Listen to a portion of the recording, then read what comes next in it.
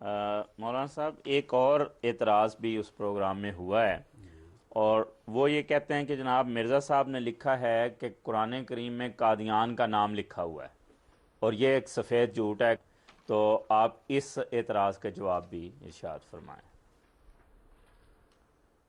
بات یہ ہے کہ جیسا کہ میں نے شروع میں عرض کیا، اب جن علماء نے جن کے ناموں کے ساتھ اتنے اتنے سابقے اور لاحقے لگا کر ان کا ٹی وی کے پروگرام میں تعارف کرایا جاتا ہے، جی ان کے بارے میں یہ تو نہیں ہم کہہ سکتے انہوں نے ہماری کتابیں نہیں پڑھی، جی انہیں تمام باتوں کا علم نہیں ہے، وہ کسی گاؤں کے کسی محلے کے ان پڑھ یا کم علم قسم کے مولوی ہیں تو سنی سنائی باتوں پہ وہ پروگرام نشر کریں، جی ایسی بات تو نہیں ہے۔ اور وہ جب اتنی تفصیل سے بات بیان کرتے ہیں جی تو سننے والے ایسے افراد جو ہماری جماعت میں شامل نہیں، جی وہ ان کا اتنا بڑا تعارف سن کر ان کے ذہن میں یہ آ ہی نہیں سکتا کہ اتنے بڑے تعارف والے مولوی صاحب، علامہ صاحب، مفتی صاحب وہ نعوذ باللہ جھوٹ بول رہے ہیں۔ اعتراض کیا کیا گیا جی کہ مرزا صاحب نے لکھا ہے کہ قرآن کریم میں قادیان کا لفظ موجود ہے، جی وہ کہتے ہیں دیکھو جی قرآن میں تو نہیں ہے، تو مرزا صاحب نے جھوٹ بولا۔ یہ میرے ہاتھ میں حضرت بانی جماعت احمدیہ کی کتاب ازالہ اوہام ہے، اس میں وہ مضمون بیان ہوا، جی لیکن اعتراض کرنے والوں نے اس مضمون کو پڑھا، اگر وہ سارے اقتباس کو پڑھیں تو اعتراض پیدا نہیں ہوتا، اس لیے لوگوں کو دھوکہ دینے کے لیے ان کے دلوں میں جماعت احمدیہ کے خلاف نفرت اور اشتعال کے جذبات پیدا کرنے کے لیے بات کو چھپا کر توڑ مروڑ کے پیش کیا گیا۔ کیا کہا گیا کہ جی مرزا صاحب نے لکھا ہے کہ قرآن میں قادیان کا لفظ لکھا ہوا موجود ہے، حالانکہ ایسی بات نہیں ہے۔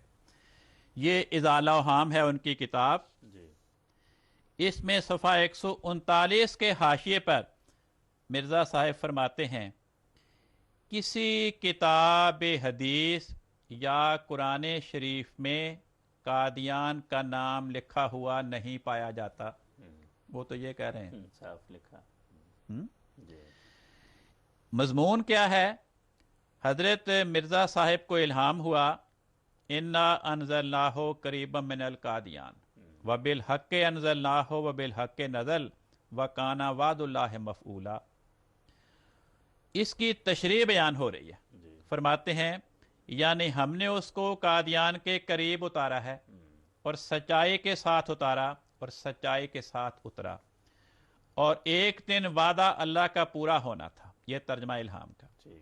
آگے فرماتے ہیں اس الہام پر نظر غور کرنے سے ظاہر ہوتا ہے کہ قادیان میں خدا تعالی کی طرف سے اس عاجز کا ظاہر ہونا الہامی نوشتوں میں بطور پیش گوئی کے پہلے سے لکھا گیا تھا۔ اب چونکہ قادیان کو اپنی خاصیت کی روح سے دمشق سے مشابہت دی گئی، تو اس سے صاف معلوم ہوتا ہے کہ قادیان کا نام پہلے نوشتوں میں استعارہ کے طور پر دمشق رکھ کر پیش گوئی بیان کی گئی ہوگی۔ کہتے ہیں جو حدیث میں لکھا ہے کہ مسیح دمشق کے مشرق میں اترے گا، تو حضور فرماتے ہیں اس کی تشریح میں کہ بھئی دمشق تو کوئی ایسی شہر نہیں کہ وہاں مسیح جائے، اگر کسی شہر کا نام لینا تھا تو سب سے مقدس تو مکہ ہے، دوسرے نمبر پہ مدینہ ہے، یا اگر اور نام لینا تھا تو بیت المقدس جہاں بہت سے انبیاء کا مرکز تھا اس کا نام لیتے، تینوں کا نام نہیں لیا، تو پھر دمشق میں کیا خصوصیت ہے؟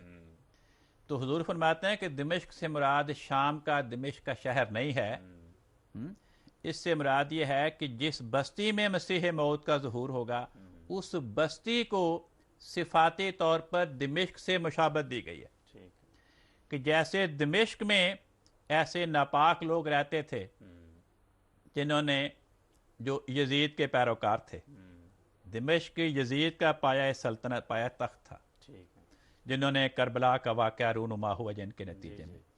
तो हुजूर फरमाते हैं कि कादियान की बस्ती को खुदा ताला ने दिमिश्क की बस्ती से मुशाबत दी है और सिफाती तौर पे कादियान का नाम दिमिश्क रखा है। और ये बयान किया गया कि जिस तरह दिमिश्क में यजीदी खसरत लोग थे, इसी तरह के यजीदी खसरत लोग कादियान की बस्ती में मौजूद हैं, और उस बस्ती कादियान की उसके मशरकी हिस्से में मसीह मौत का ज़हूर होगा। तो कहते हैं कि मेरा घर कादियान की बस्ती के मशरक में है। आगे फरमाते हैं,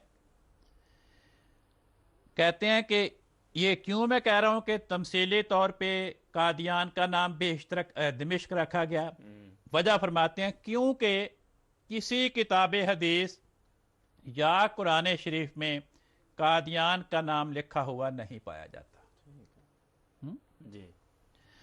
अगले सफ़े पे फिर बयान फरमाते हैं, कहते हैं कशफी तौर पर मैंने देखा। कशफी तौर पर जी। ये मैं कशफ अर्ज कर दूं, एक होती है ख्वाब, जी। नबियों को भी आती है, वलियों को भी आती है, मोमनों को भी, काफरों को भी। अगर वो खुदा की तरफ से ख्वाब में नज़ारा दिखाया जाए तो उसको ख्वाब कहते हैं। लेकिन बाद औक़ात बेदारी में वो सो नहीं रहे होते, लेकिन उनको बेदारी में खुदा तआला बाद औक़ात ऐसा नज़ारा दिखाता है, उसको कशफ कहते हैं। तो हुजूर फरमाते हैं कि जो कशफी तौर पर मैंने देखा, ये नहीं कि ज़ाहिरी तौर पर देखा, ये लफ्ज़ काबिल गौर है। जिन लोगों ने भी एतराज करना होता है वो कशफी तौर का लफ्ज़ नहीं सुनाते, क्योंकि अगर कशफी तौर पे कह दें तो जिसको पता है उसे पता लग गया कि एतराज नहीं बनता। जिसको नहीं पूछा कि कशफी तौर पे क्या होता है, अब उसको जब बताएंगे तो एतराज उसके लिए भी ख़त्म हो जाएगा। इससे मुखालिफिन का मकसद पूरा नहीं होता।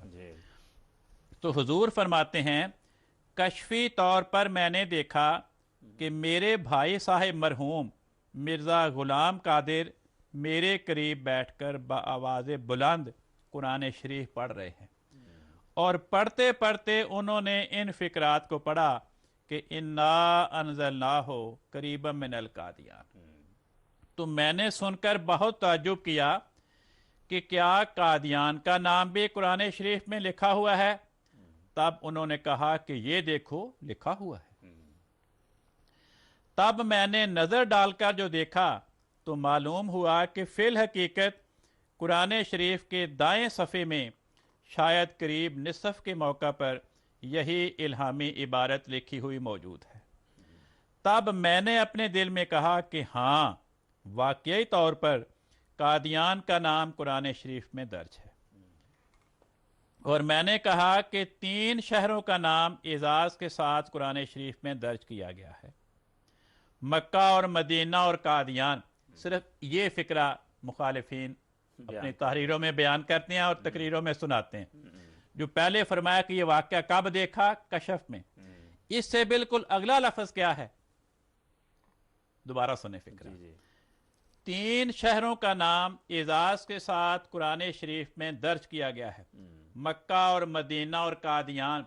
ये कशफ था, ये फिक्रा कोई नहीं सुनाएगा, जो बिल्कुल अगला लफ्ज़ है। ये कशफ था जो कई साल हुए कि मुझे दिखलाया गया था।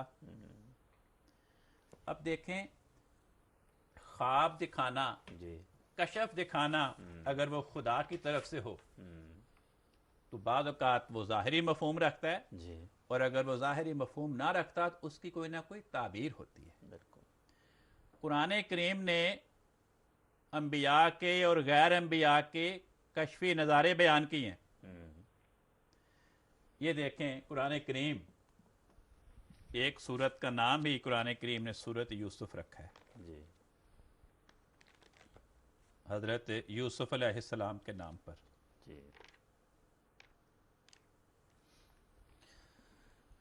सूरत यूसुफ की ये आयत नंबर 5 है। अल्लाह ताला फरमाता है, तर्जमा सुना देता हूँ। याद करो जब यूसुफ ने अपने बाप से कहा कि ऐ मेरे बाप, यकीनन मैंने 11 सितारे और सूरज और चांद देखे हैं, और